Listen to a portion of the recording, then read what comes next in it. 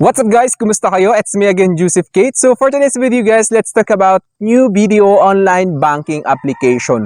Kung paano mag-login at saka paano remedyohan. Halimbawa nakalimutan natin yung password, paano mag-change password. At saka syempre kailangan ng OTP.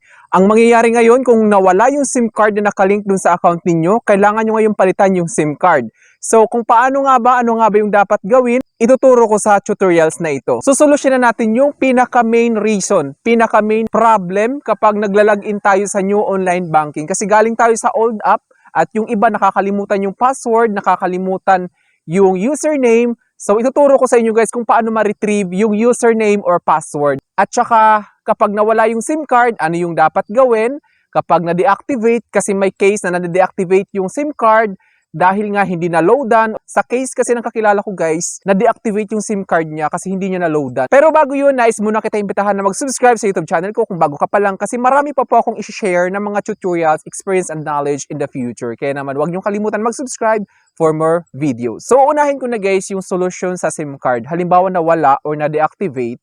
So ang dapat niyong gawin ngayon guys is pumunta kayo sa network provider nyo. Yes, totoo po yan. Para magpa-replace. Halimbawa, TNT or Smart or Globe or TM. So kapag TNT or Smart, punta kayo sa Smart Store or sa Smart Customer Service. Kasi guys, nung nangyari sa kakilala ko is pumunta siya sa SM North Annex doon sa Customer Service ng Globe para magpa-replace ng SIM card. Ganun yung ginawa niya kapag nawala yung SIM card or nanakaw. So kapag na-deactivate guys, ibang case naman yun kapag na-deactivate. Kasi ang mangyayari dyan is wala na, hindi mo na ma-retrieve kapag na-deactivate mismo ng network. Unless nawala or nanakaw, yung may possibility pa na mapalitan yung SIM card mo the same number. Pero kapag na-deactivate kasi, ang advice sa kanya nung customer service ng Globe is palitan talaga yung mobile number mo. So ang mangyayari, papalitan mo din yung nakalink doon sa account nyo ng panibagong mobile number or SIM card na nabili ninyo. Kapag ganun nga, yung nangyari is na-deactivate, so wala nang possibility na mapalitan ng panibagong SIM card ng network provider nyo. Ang gagawin nyo ngayon guys, para makareceive kayo ng OTP, tumawag kayo sa customer service ng bangko ninyo. Tumawag kayo sa customer service ng BDO para magpapalit ng link mobile number. Kasi doon talaga lahat papasok yung OTP guys para ma-access yung account nyo sa panibagong video online application. Ganun yung sa SIM card problem guys. So ngayon, ipapakita ko muna sa inyo kung paano mag-login sa new video online application. And then in the next ko guys, kung nakalimutan nyo yung username or password. So unahin ko muna yung natandaan yung username at saka password. So unang-una nyong gawin guys is i-download nyo muna yung BDO online application na bago. I-search nyo sa BDO new app. So pagkakita nyo guys, ayan, nakikita nyo BDO online, uninstall tsaka update. So sa akin kasi is hindi siya na-update. I-update ko na lang. So in-update ko na to. Pagka-install nyo guys, punta kayo ngayon, i-click nyo yung application, then i-input nyo yung username at saka yung password. Kung natatandaan nyo ha, ito muna sa mga natatandaan. Then in-next ko yung kung nakalimutan nyo yung username at saka password. Then pagka-input nyo guys, click nyo yung login.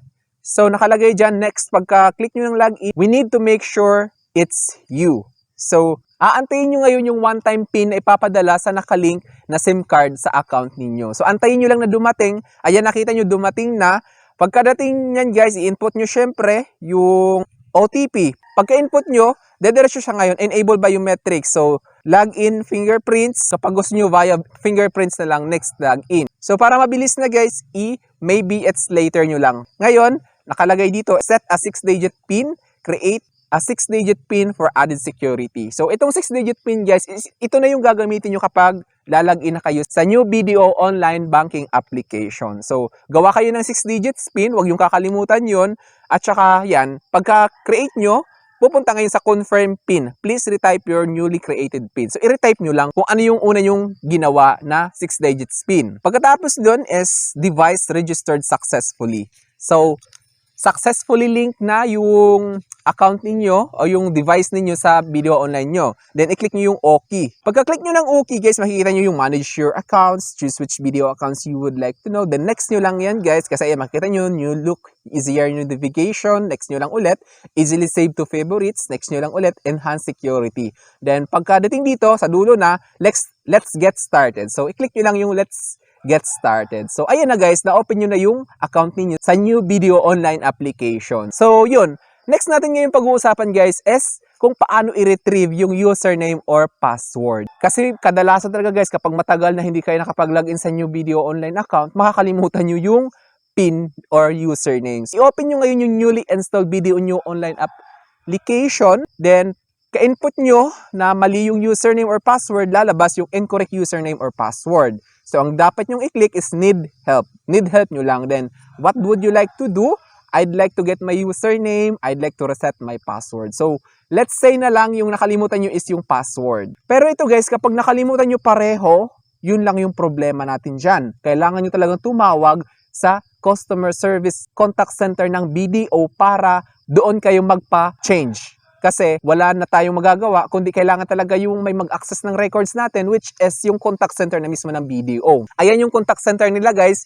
Plinash ko sa screen, yan yung tatawagan nyo. Para makatawag kayo ng free, ayan, kung paano tawagan yung free, yan po kung yung ginagamit nyo is Globe. Pero kung Smart yung ginagamit nyo guys, kailangan ng regular load. Pero kung Globe, free po, yan po yung access codes 1,800-8631-8000. Yun yung idaya nyo kapag Globe yung number nyo para free nyo matawagan yung video contact center. Halimbawa, naklik nyo yung I'd like to reset my password. Ito yung lalabas. Let's reset your password. Enter your username and last 4 digits of your account or card number. So, ilagay nyo yung username ninyo kasi password yung nakalimutan nyo. Ngayon, kapag yung nakalimutan nyo naman is yung username, ilalagay nyo yung password nyo. Nandito tayo ngayon, kapag password yung nakalimutan, ilagay nyo yung username at saka yung last 4 digits ng iyong account number or card number. So, ano yung card number? Yung sa debit card ninyo. Next nyo lang, we need to make sure it's you. So, magpapadala ulit ng one-time PIN doon sa registered mobile number ninyo. Then, ayan, nakita nyo, nagpadala na, din i-input nyo lang. Then ngayon, create na kayo ng password. Create a new password, enter a new password. Must have at least 8 characters, must contain a lowercase letter. So, ano nga ba ito? Must have at least 8 characters. Ibig sabihin, 8 digits siya, kumbaga. Must contain a lowercase letter. Ano nga ba yung small letter? Sa letter A, may big letter A, may small letter A, di ba? May big letter B, small letter B. Dapat sa password nyo ay naglalaman ng small letters. Must contain an uppercase letter. So, may big letters din dapat nakasama. Must contain a number. So, dapat may number din. Siguro alam nyo naman. Must contain a special character except maliban kung ano yung pinakita nila dyan. Must not be an old password. So, wag yung dati yung password kasi nakalimutan nyo nga, diba? Tapos alam nyo rin pala. Then, i-confirm nyo lang kung ano yung nilagay nyo sa enter new password, confirm new password lang. Andito na, pagkatapos, i-submit nyo lang. Then, new password set. You can now log into your video online account. So, may note sila sa baba, guys. Your new password will not reflect in the digital banking app and old website. So, ibig sabihin, dito lang to guys, sa new online application lang. Hindi to magre-reflect doon sa password nyo kung mag-login kayo sa browser, sa Chrome, doon sa website mismo. Kailangan nyo nang mag-change ng panibago doon. Then, okay nyo lang. Then, you have successfully updated your BDO online banking password. Magte-text yung BDO. Then, mag-i-email din. Ayan, nakikita nyo, hello, you've successfully updated BDO online banking password. Ganyan. Then, ngayon, punta na kayo ngayon sa login page. Yung username ninyo at saka yung bago nyong created na password. Kung yung binago nyo is yung username, of course, yung new username yung ilalagay nyo. Kung yung password, yung new password, of course. Then, login. Pagpapadala ulit ng OTP, which is kailangan, i-input nyo lang. Kung hindi dumating yung OTP, minsan natatagal, i-resend nyo lang guys yung OTP. Click resend lang. Then magpapadala ulit ng text message si video OTP. Ayan, nakita nyo. Enable biometrics, nakalagay, login using fingerprints instead of your password for easy account access. Kung fingerprint enabled yung cellphone ninyo, mas mabilis, i-enable nyo na lang. Maybe later lang muna natin. Then ngayon, kikreate kayo ng 6-digit PIN. Then, i-confirm nyo lang ulit. Pagka-confirm nyo, device registered, successfully din okay lang. Then ito, skip nyo na lang to guys. Ayan, makikita nyo na yung laman ng savings account niyo na access nyo na siya ngayon. Ganun lang kabilis, guys. So I think that's all for now, guys. Thank you so much for watching. So it's me again, Joseph Kate. Don't forget to subscribe for more videos. Bye-bye!